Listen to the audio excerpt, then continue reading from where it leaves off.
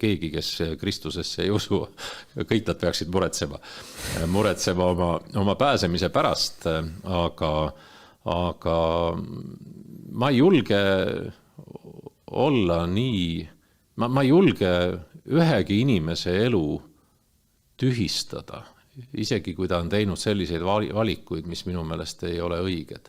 Sest mina ei saa olla kohtumõistja, ma ei saa öelda, ma võin piiblile põhinedes, tsiteerides pühakirja, ma võin öelda, kes saavad õndsaks ja kes lähevad hukka ja mida peab tegema, et saada õndsaks ja mida ei tohi teha või mida peab tegema, et minna hukka. Ma võin seda piiblile toetuvalt tsiteerida, aga ma ei saa kunagi välistada seda, et Jumal on suverään ja iseseisav autoriteet, kes võib kaasuse põhiselt igal ühele silma vaadates nii-öelda viimsel kohtupäeval teha iseseisvalt selle otsuse, mida tema tahab. Ehk siis meil on selline üldine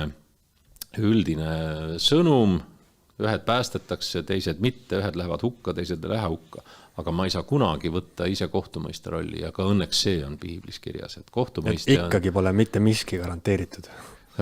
Ei, mitte miski ei ole garanteeritud Jumala vaatenurgast, aga ainus, ütleme, kõige garanteeritum või kõige lähemal sellele garanteeritud pääsemisele on see, et ma usaldan seda, mida pühakirja on kirja pandud ja mis on Jumala sõna. Et kuni Jumal ise praegu ei kõmista oma kõmiseva või ma ei tea, mis häälega ja ei ütle, et kuule, et ära täna seda pühakirja kohta loe, et ma olen asjad natukene ümber mõelnud, siis ma usaldan seda, mis on piiblis kirjas.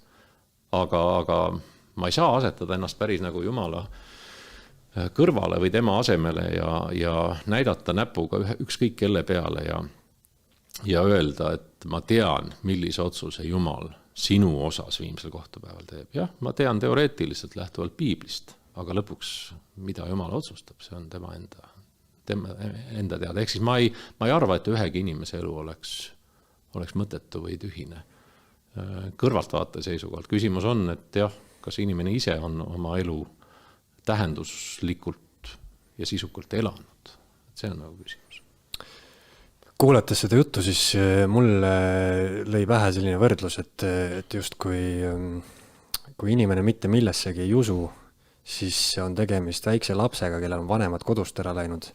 Et esialgu on ju lahe ja vabadus ja võib-olla kui mõelda selliste suuremate perioodide peale, siis teatud mõttes võib-olla ütleme selline ateistiks ennast tunnistav inimene on võib-olla sellises perioodis, aga siis lõpuks hakkab ikkagi kurb, sest keegi võiks ikkagi, see on sellega seotud, et kui sa ei usu mitte millessegi inimesest kõrgemasse, siis võib-olla on arusaadav, et see on selline üsna kurb vaade tegelikult.